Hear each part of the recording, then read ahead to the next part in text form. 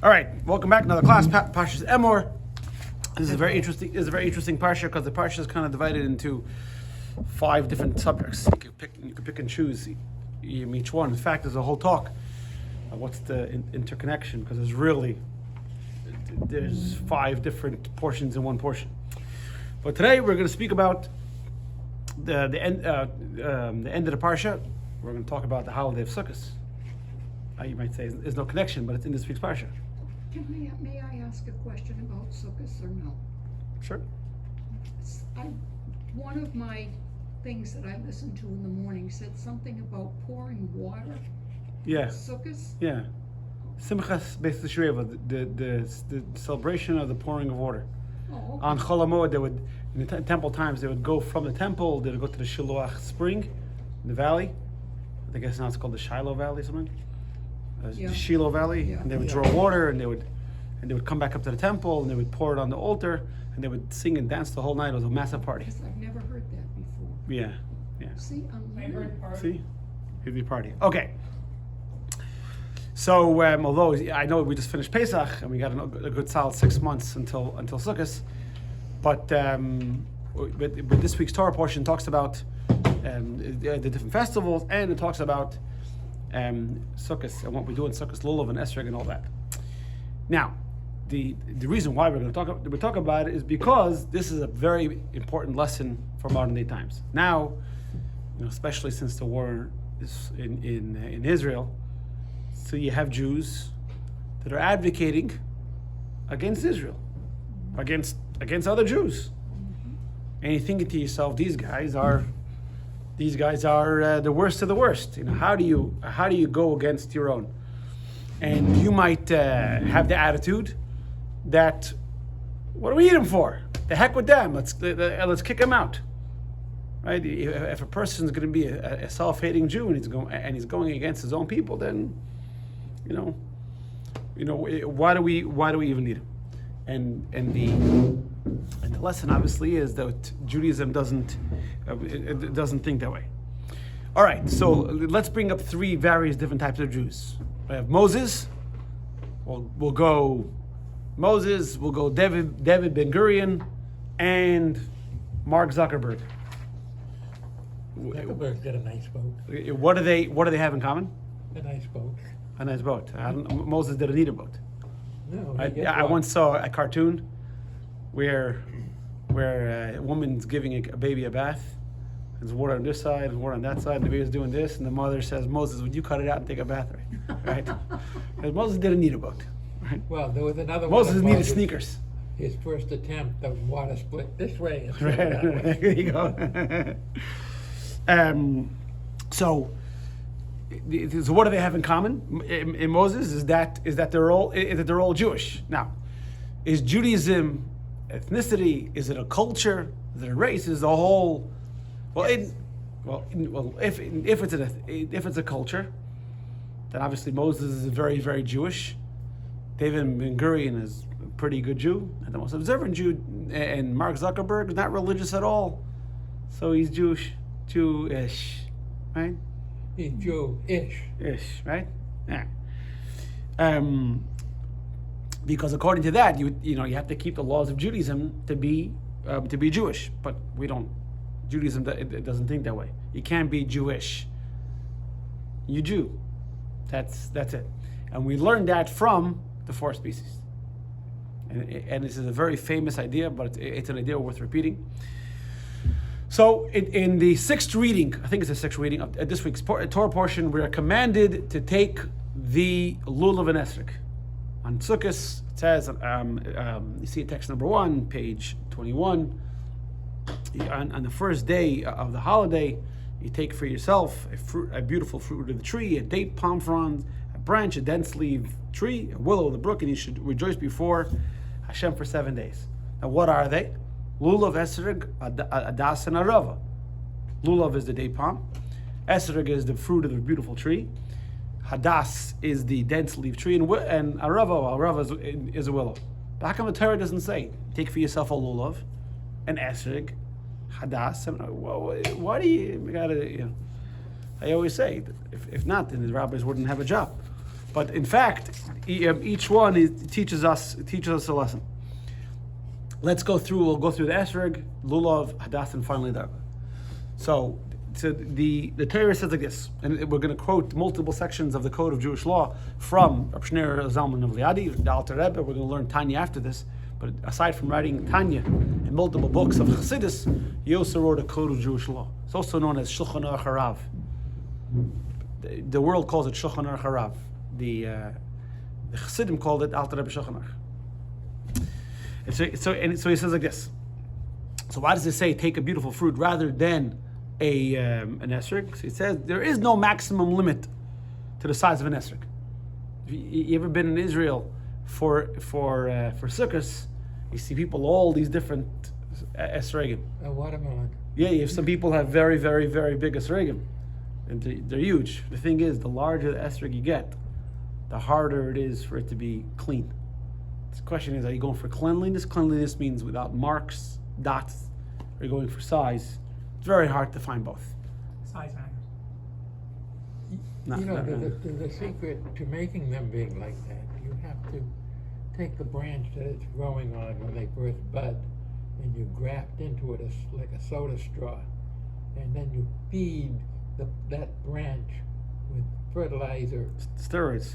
steroids. Yeah. You can feed it with milk. You can feed it with all kinds of things. So is that Various. so if you have a big esrog, is that like a Mark McGuire esrog? It's big, but it cheated, so it's an asterisk. You draw an asterisk on the. Yeah.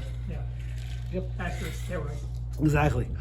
So he says there is no maximum limit. You can have one a carrot and a shoulder. However, and a smaller than the egg is not kosher. It's invalid because most esrogim grow no less than the size of an egg. Hence, the fact that the esrog has not grown to its size, not a beautiful tree, not a beautiful fruit. So why does it say a fruit of a beautiful tree and not an esrog? Is to tell us that it doesn't have a maximum size, but it has a minimum size. That's why. By the Torah not being specific, it teaches us something. Because if it would have just said esrog, you would say even the smallest, if it's the size of a nut, it's kosher also, and that's not the kosher. Okay. Also, by the way, that another thing we learned from esrog and applies to the other three is it can't be dried out. If a fruit is dried out, it's not beautiful. Although now it's potpourri and everything else right there. I think I told you the story that my friend, close friend from Scotland, he was going around the Jewish communities, and This one I remember. he came for a lulav and esrog, in a small tiny town somewhere in the Highlands in Scotland. He said, "Oh, we have our own lulav and esrog." He said, "You have your own lulav and esrog?" Really? It's like 3 Jews in there. So yeah, they brought it out, the old brown, dried out lulav and esrog. I said, "No, that's not In kosher." other words, it was about 50 years old. Yeah, it wasn't kosher anymore. So that's something we learn out. So also for the lulav and the hadassim, they can't be dried out either. Okay, now text number 3 deals with the lulav. Continuing with the Code of Jewish Law, it says kapos tamarim.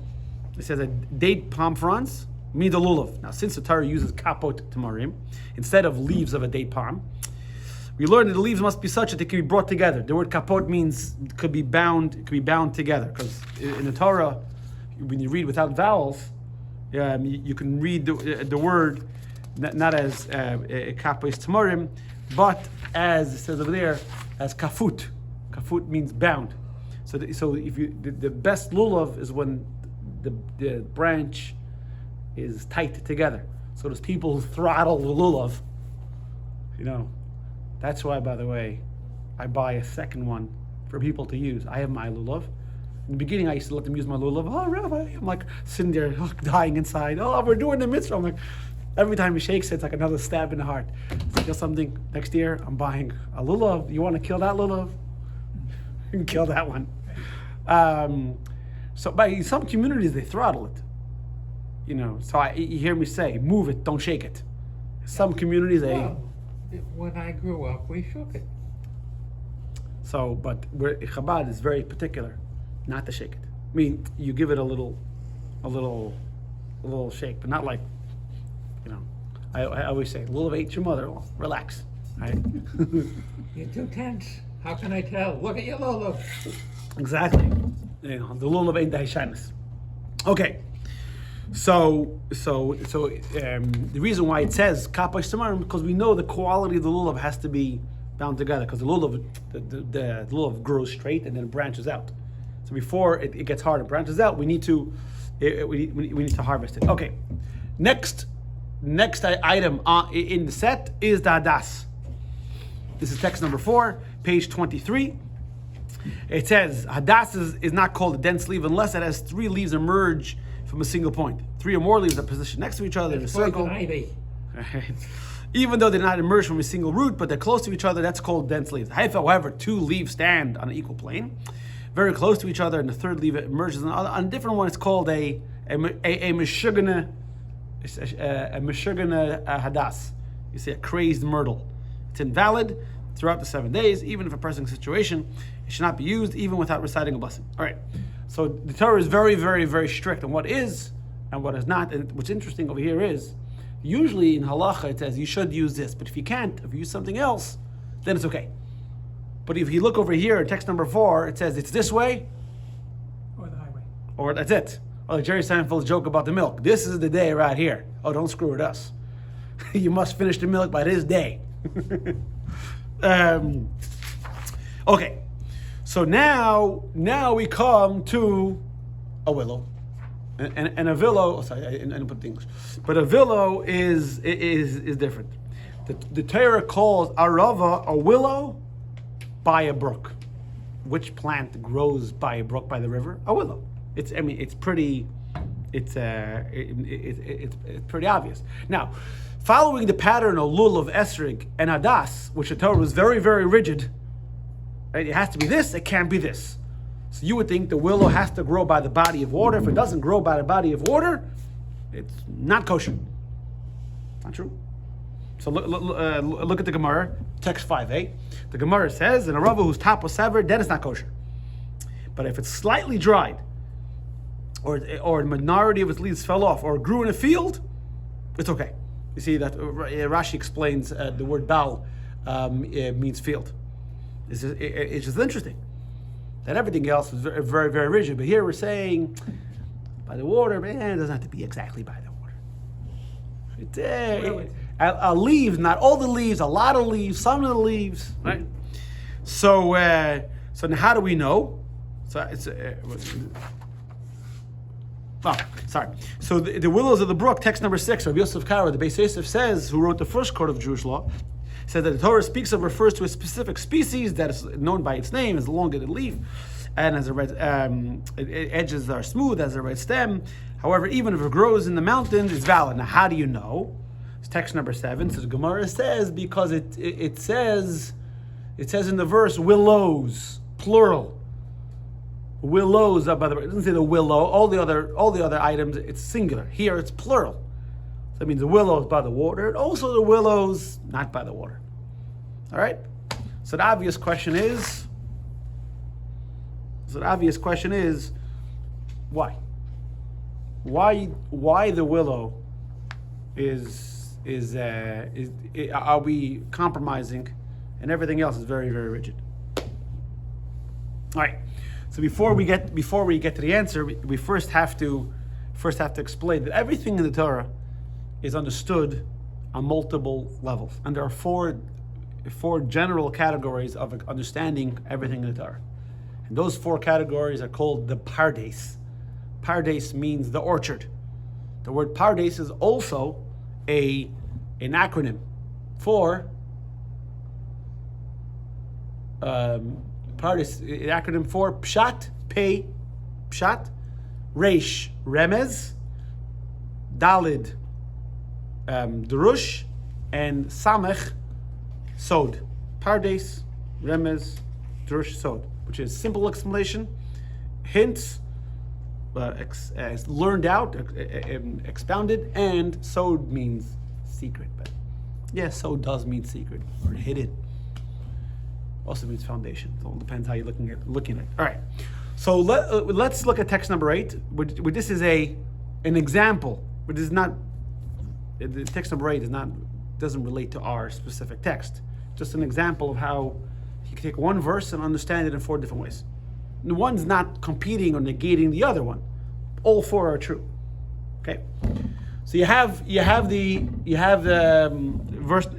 first verse in the Torah is Bereshis bara Elokim es hashamayim v'haaretz. In the beginning, Hashem created heavens and earth. What does it mean? It means Hashem created heavens and earth. Right? Jeff Foxworthy has this great joke. It says with men and women. So a guy walks into the kitchen and says, "I just got a text. Tom was in an accident. Pray for him." His wife says, "Was anyone else in the car?" "I don't know." Just says Tom was in an accident. Pray for him. Were the kids in the car? "I don't know." Tom was in the right. It's a whole. Right. Well, you don't know anything. I do know Tom is right. Yeah. So Bereshis bara Elokim, God created heavens and earth. What does it mean? It means God created heavens and earth. That's what it means.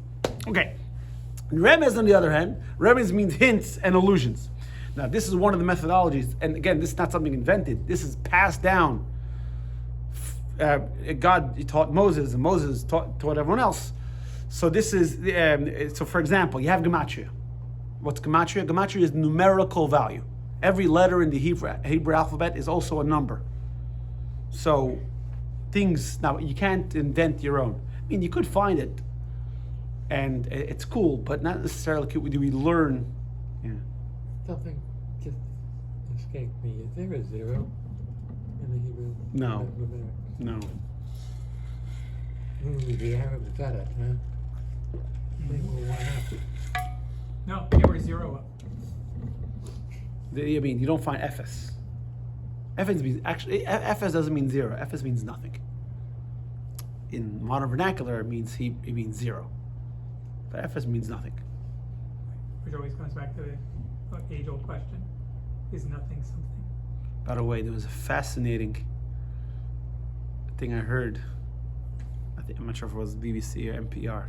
They invited this mathematician. This is totally off the subject, about trying to introduce dividing by zero. It was very interesting, because then you I had to find. It was a very, very interesting program. Anyway, totally off the subject.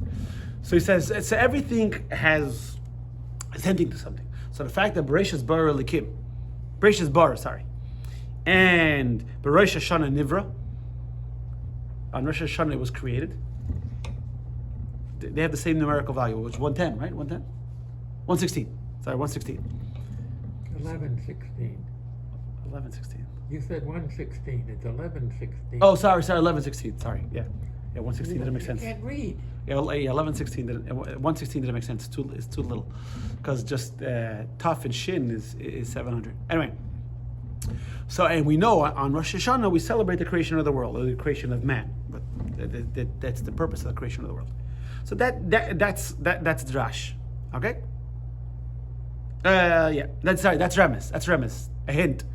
So the Torah hints to us in the words Bereshis bara that it's referring to Rosh Hashanah. All right. Next you have remez. Remez is you can't find it. See, Darash, you can find it. Sorry. Remez, is the hint. Means it's between the lines. Everyone can figure out the gematria if you sit there and break your head. You just got to know what to look for. Bereshis bara, okay, Bereshis bara is 11:16, and Rosh Hashanah Nivra. I mean, you don't have to have tradition necessarily to find it. You just need to sit there and crack your head, like the Bible code, right? Yeah. That's remez. Drash you can't invent on your own. Drash has to be learned out with one of the 13 methodologies. So let's move on to Drash. Number 3. Drash or Medrash expounds upon the deeper. See, you have Bereshis bara. In the beginning, God created. Now, you have Beis. Bereshis is spelled Beis Reish Aleph Shin Yutaf. So you have Beis Reishis. 2 Reishis. Reishis means beginning. You have 2 Reishis, or 2 firsts. What are the first? What's the most important thing? You have the 2 most important things in the world are Torah and the Jewish people. So the whole reason why the world was created was for the Torah and the Jewish people. By the way, the Jewish people always knew this. So when Yirmiyahu came and told the Jewish people, listen guys, you better behave or else God is going to destroy the temple and he's going to exile you and everything else. The Jewish people said, what are you talking about? The whole world exists for us. Says, God can't destroy us, so we got God exactly where we want him. The Jewish people lost that bet. Yeah. God called their bluff. No, the Jewish people, still exist. God didn't wipe out everybody. But you should know in the story of Purim, the Medrash says the Jewish people said to God, if you're going to allow Haman to wipe everyone out, then why does the world exist? And you're going against your own. It was part of the teshuvah. But anyway, so this is not the simple interpretation. This is it's a learned out. Then you have sod, or Kabbalah. You want to call it mysticism, esoterical, whichever word you want to call it. It says it gives 70 different explanations of the word Bereshis. One of them is Hashem bara shis. Bereshis is bara shis. He created with 6. We learn in Tanya there are 7 emotional. Everything has 10 characters. 3 intellectual, 7 emotional, but the 7th one is kind of on its own. Malchus, sovereignty. So Hashem created each day. He personified, utilized a different character trait. So you have number 1 is chesed. Chesed means kindness. Hashem showed kindness just by extending, creating the world. That's kindness. Then in the second day, Hashem showed discipline, meaning He set borders. Upper orders here, lower orders there. On the 3rd day, there was balance. Right? Water and earth make room, right? On the 4th day, He created Netzach. Netzach is eternity. What was created on the 4th day? Sun, moon, stars, things that are eternal. 5th day, glory. What's splendor, glory? What is that? That is that you see all the multitude of creations, birds and fish, everything that are millions and billions and billions and billions. And the 6th day is decided bonding or foundation. What was created? Human being, right? Which unites everything together. And the 7th day is Shabbos. That's when Hashem is king. Shabbos HaMalkah, the Shabbos queen. But that's what it means, Bereshis. Okay? Is this all clear? By the way, this was clear as mud, right? So and now there are some times where you read it and you have no problems. The verse makes sense. And there are some times you read it and I understand what the words are saying. Like when my kids ask me something, I say no. They understand the word no, but they're not understanding the concept no. They understand the word no. Like you were in my house. My kids asked me, can we go for Slurpees? No. Like, what? Right? They didn't understand. So sometimes where pshat, the simple explanation, doesn't help you.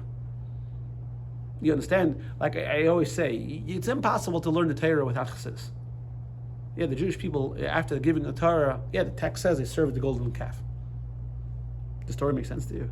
I mean, I understand what they're saying, but how? No, it doesn't make sense. But the words Right. make sense, right? Yeah. So sometimes you can see here, like Rashi says, the word demands a midrashic explanation. So let's put a midrashic spin on going back to Lulav and Esrog. Each one of the 4 items represent different types of Jews. The esrog has inner quality and outer quality, taste and smell. What's taste? Taste is something inside of you. Smell is something outside of you. Hopefully you smell good, right? The taste, which is inside of you, represents learning Torah. When you learn Torah, it's for you. It's something internal, right? I don't get full by watching you eat. Maybe if you're a Jewish mother, you get some nachas, satisfaction when you eat, right? Taste is Torah. It's inside of you. Mitzvot are outside of you, right? That smell. And esrog has both. That represents the Jew that does mitzvahs and learns Torah. Then you have the lulav. The lulav is a date palm. Date palm, it has dates, tastes good, but no smell. That represents the Jew that learns Torah, doesn't do mitzvahs. Then you have the hadas. The hadas, the myrtle, has good smell, no taste. That represents the Jew that does mitzvahs, doesn't learn Torah. Then you got the arava. What's the arava? Doesn't learn. The arava has no taste, no smell. That represents the Jew that neither learns nor does mitzvahs. Now, it's important to point out, by the way, that in the first three things, we're not talking about a guy who could learn and could daven, that's not an esrig. An esrig is the guy that does learn and does mitzvahs. The lulav is the guy that does learn, doesn't, right? The rava is a guy that could learn, and he chooses not to. He could do mitzvah, he chooses not to. Right? Basically, he either doesn't care, he doesn't know, he actively goes against it. So you might think, what do we do with this Jew? The heck with him. What do we even need such a Jew? A guy who learns doesn't do mitzvahs, okay. A guy who does mitzvahs doesn't learn, fine. A guy what contribution are you making? Show up Thursday morning and help me make the minyan? Okay. That's part of it, right? Yes. But a guy who makes no contribution to the Jewish community, why are you part of the Jewish community? You're not. So then goodbye. We don't need you. But we all know that's not the case, right? You can't have the set of lulav and esrog with 75% present. If the rav is not there, it's Incomplete. it's not kosher. But why? But why what does he contribute? So the answer is there's what a Jew does and what a Jew is.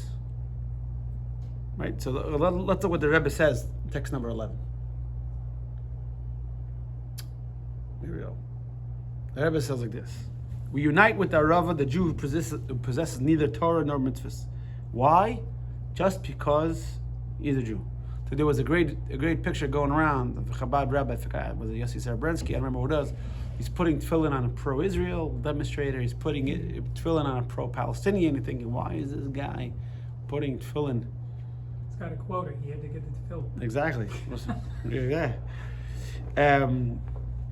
Because the truth of the matter is, every Jew is a son of Avram, Yitzchak, and Yaakov, Abraham, Isaac, and Jacob, and Sarah, Rivka, Rachel, and Leah, even if they possess neither Torah nor good deeds. In fact, even if they're completely assimilated, and they don't know they're Jewish.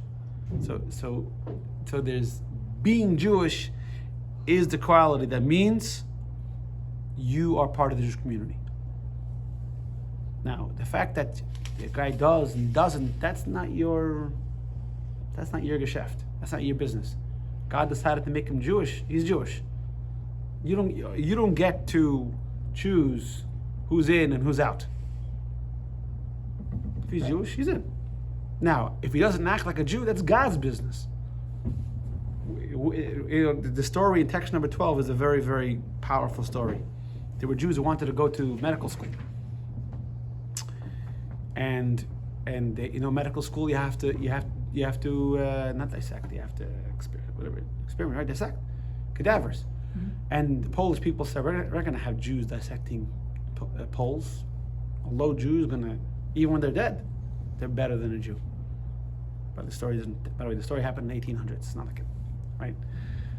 So they said that the Polish authorities, the medical APA, I said the PA, the Polish medical PMA, Polish medical, right? Said Jews can only dissect Jews, but we all know the Jews don't get autopsies. So they were stuck. So they came to the leading authority, Rabbi Chaim Mezer, and he said, "Let us dissect sinners, guys who are bad Jews. They're anyways going to hell. Let us dissect bad Jews." Good question, huh? So Chaim Mezer says, so he answers him. Look at the answer. He says, for me to allow that, I would have to know what God thinks about those people. You call them bad Jews, but does God call them bad Jews? I don't know. I mean, we have multiple stories, like the famous story with Eliyahu Navi. Right? Actually, my niece just made a bris a couple hours ago. In Denver, Colorado. What am I doing here? There's Jews in Denver? Yeah, Not many. Yeah, sure there are. Yeah, ever since the Broncos started doing well, yeah. So my niece lives in Denver. My parents are there. Baruch Hashem for the bris. So everybody knows there's a cheer for Elio, right? And by Pesach, we had the Passover cup, Mhm. right? Chana this year put a straw. She put I don't know if you I don't know if you I don't noticed. remember saying that. Yeah, she put a straw in the Elio's cup. Make it easier for him to drink, right? Well, it would be hard to lift up, but Right. sure. You know, the guy's kind of old, so maybe it makes it easier for him. Yeah, exactly. I So- just bend over and sit. So why is it there? Because the famous story that Achav was the king and he killed the Nevi'im and the Jewish people were worshiping idols. This was after already the whole story with Eliyahu on Mount Carmel, right? They had the whole showdown. They reverted back to idolatry. And Eliyahu, you imagine trying to kill Eliyahu, but they were hunting him down. These were owned by fellow Jews. This wasn't, these weren't Hamas terrorists. They were fellow Jews. So he ran back to Mount Sinai, and significance, he didn't run to any other mountain. He ran back to Mount Sinai and said, God, your kids are no damn good. Give them up. Reject them. They rejected you, so walk away from them. They're not interested. So you shouldn't be interested. And if you think about it, he had a good argument. Right? The Jewish people were worshiping idols, rule 1A of Jude, the Shema Yisrael Hashem Elokeinu Hashem Echad. You gotta accept God. And God says to him, how dare you? That's the way you talk about my kids? Now you're gonna have to you're gonna have to testify to every time they renew the covenant. That's why Eliyahu comes to Bris, the covenant, and Pesach is the beginning of the Jewish people. That's why. It's an honor, but it's reprimand, so to speak. Right? So we're very easy. See that guy? Jerry Seinfeld has a joke where he's sitting in the doctor's office. You're diagnosing that guy's a goner, right? But we're very easy to judge. That guy's a bad Jew. Well, he's against Israel. He doesn't come to minyan. Doesn't keep kosher. Whatever it is, And there are some Jews that have done terrible things to fellow Jews. And we ought to be very, very quick to. But there was a story that there was a big leftist in Israel. He was the only guy who was against the declaration of State of Israel. He voted against it. It's 1948. Imagine who it's saying he was against it, and he always bashed the Israeli government, the Israeli army. This is going back. There was a guy in the right-wing newspaper, I think it was the Yediot Achronot, who wrote a thing about him. That he said that he hopes. Oh, so what happened was, sorry, this guy, this left-wing journalist was stabbed in the stomach. And he survived. So this right-wing guy said, I wish he would have died, or a guy would have twisted the blade. He wrote something very nasty. So this right-wing journalist came to the Rebbe for, what Keshel Brach is? The Rebbe would make Havdalah at the end of the holiday. Yeah. And then he would give a little bit of wine. We've seen it in the videos. And right before the cup was over, the guy would refill the cup. It was just gone for hours. It was singing. It was a beautiful event. Rebbe went to the journalist and said, it wasn't nice what you wrote. It's not the way. You don't write that about another Jew. And we're talking about a self-hating Jew, right? And what would you rather? Israel be controlled by the Arabs? I mean, but we don't know the value of a Jew.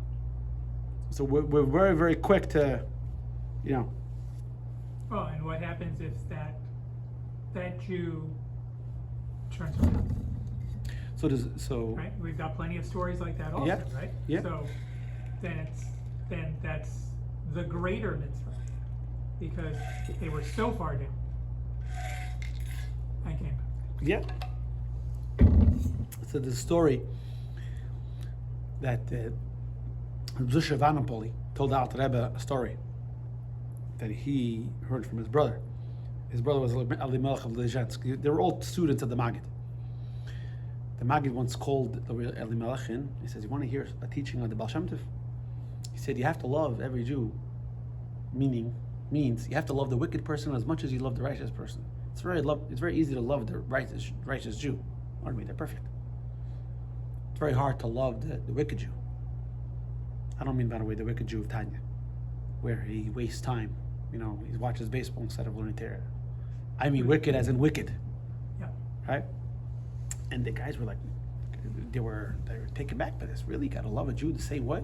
Say you gotta love him, I understand. I'll tolerate him. But you have to love him the same way I love So what happened was a Jew came in and he said, "What are you guys doing? You're wasting your time learning Torah. You vagrants, vagabonds. You were a burden on society."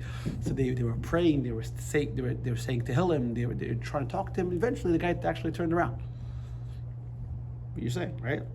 Was it 2 weeks ago you told a story of the man going to the wall and he didn't want to put tefillin on the way in, and he asked to put tefillin in On the way back, out.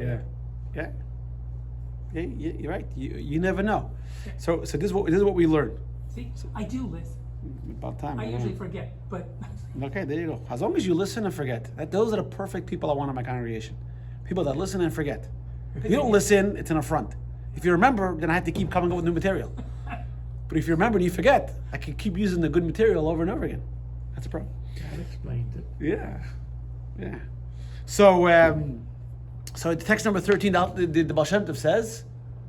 So he says that we love and cherish the simplest Jew as much as the greatest scholar, because he's a Jew and we all have one Father. That's the way. That's the way it is.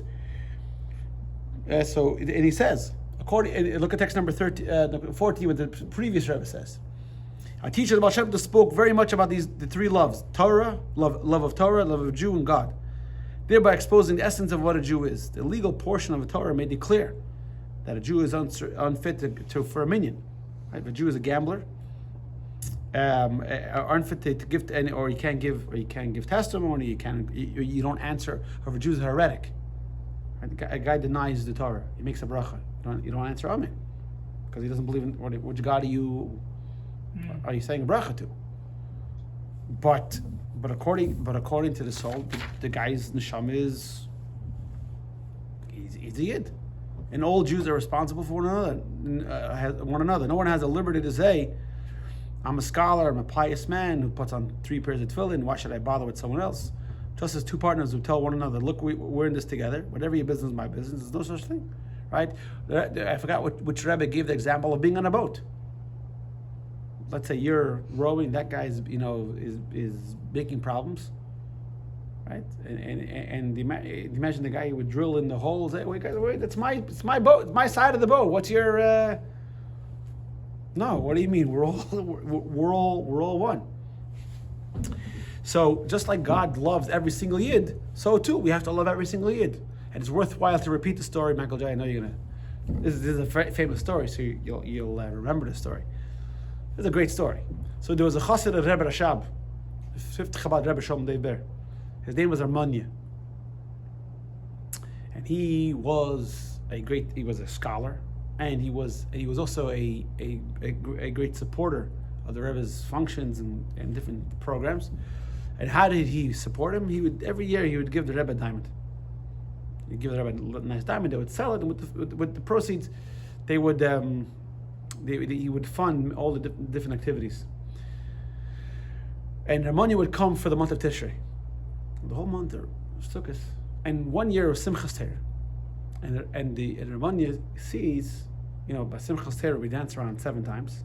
The Hakafas, we don't literally dance around, we dance around a lot more. But there's 7 Hakafas, 7 rounds. And one of the rounds, the Rebbe, who was the greatest Jew alive, was dancing with the simple people. When I say simple people, I don't mean simple people, like you might think to yourself, you guys are simple. No. These guys knew nothing.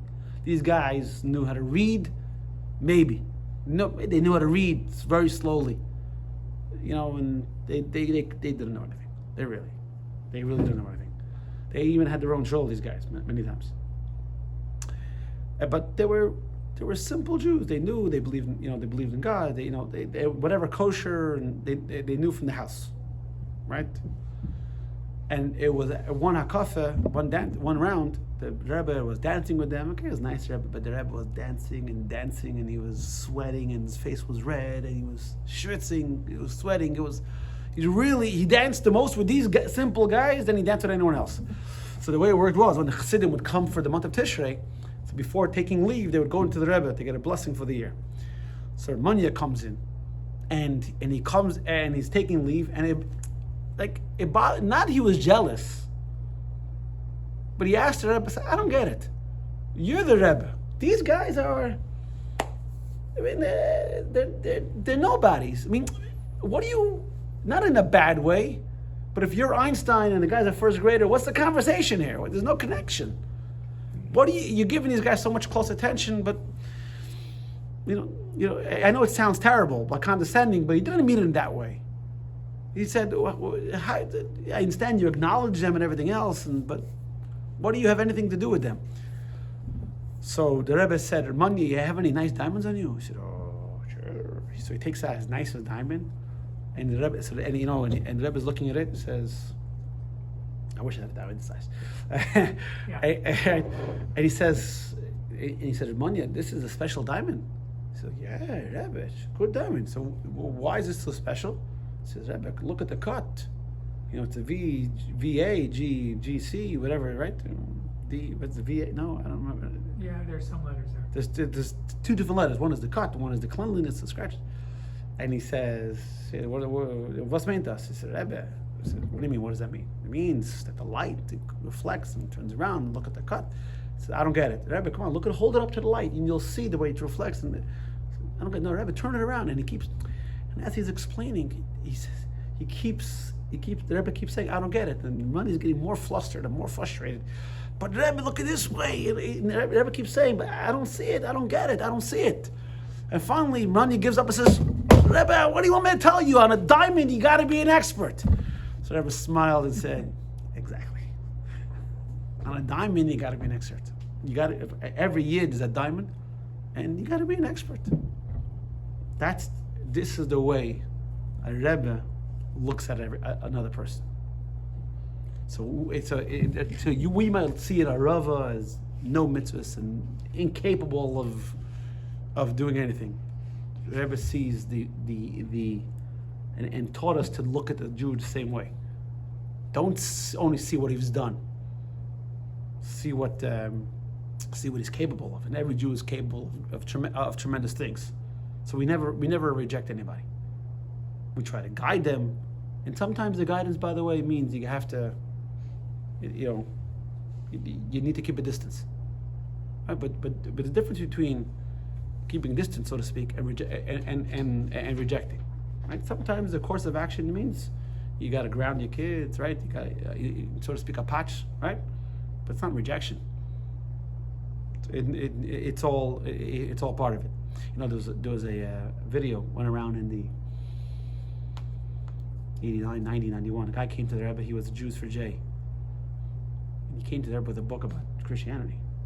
And he says, "I want the Rebbe to read it and to tell," because he was so convinced. I know it sounds ludicrous to go to the holiest person in the generation. Imagine going to Moshe Rabbeinu, to Moses, and telling him, I want to try to convince you to serve idols. I mean, think about how whacked in the head, how many times you had to bang your head against the wall to even think about it. And he did it. He came to the Rebbe, which is the Moshe Rabbeinu, the Moses of our generation. He thought he was going to convince the Rebbe, not only that he was right, but to convince all those other guys. The Rebbe said, you know what your problem is? Your problem is you're sick. And you don't even realize how sick you are. Because if a Jew doesn't act Judaism, I mean, he doesn't realize. It's like an autoimmune. It's a spiritual autoimmune disorder. You're fighting against your own. Rebbe took the book and said, I'm taking this book only so you have one less book to share with someone else. And Rebbe said, I pray that one day, you should get your head screwed on straight. Fast forward like 20 years, he bumped into some Chabad boys, Belgium, Amsterdam, whatever it is. Now he's religious, right? Now the Rebbe could have said, guys, security, take this guy and throw him in front of a moving car on Eastern Parkway, right? And make sure the bus backs over him also. But that's not the way. We don't reject any person. Every person has a capacity for good. And if you don't see it, it's because you don't know how to judge a diamond. Key points. The Torah commands us to take 4 species in the holiday of Sukkot: lulav, esrog, hadas, and arava. Although the first 3 species must match the Torah's descriptions exactly, the arava is valid even if it does not grow near a brook and it's not exactly as the Torah describes it. The first 3 species represent a Jew who's actively involved in Judaism in some way. The arava represents a Jew who's not actively involved. Therefore, the arava's defining characteristics do not have to be actively present. The arava is a Jew who could learn, who could do mitzvahs, doesn't, but he can.